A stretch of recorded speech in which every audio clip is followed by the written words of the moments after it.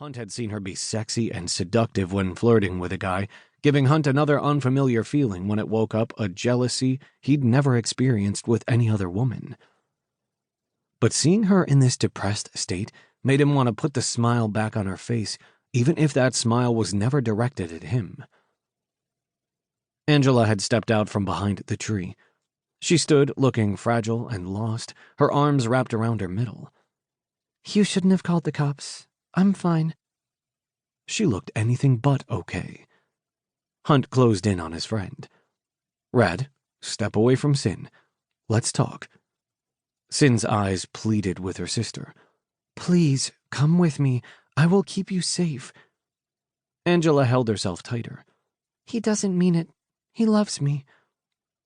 Hunt had done this enough times now on the job and with Rad and Angela to know how this played out, and pinned Rad with his sharp gaze.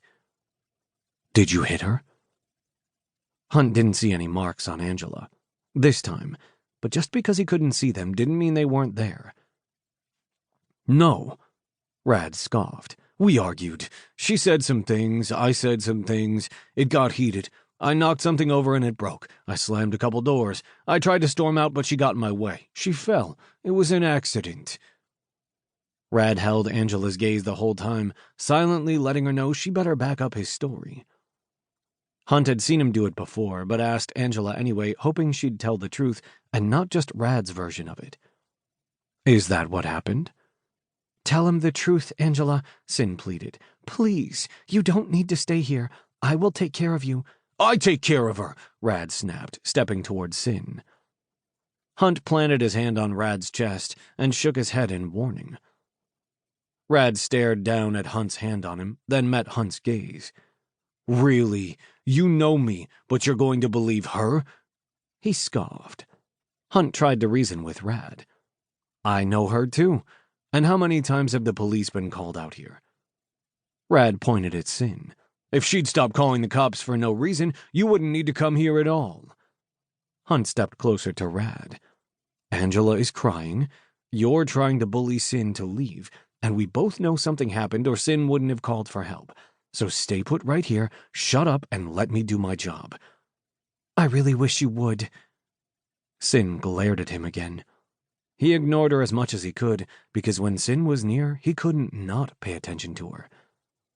He approached Angela, waving his hand out so she'd walk away from their audience and he could speak to her without being overheard. Hunt stared down at the top of Angela's bent head. "Are you really okay, Angela? Did he hurt you?" He spoke softly, like he would to his niece, Eliza.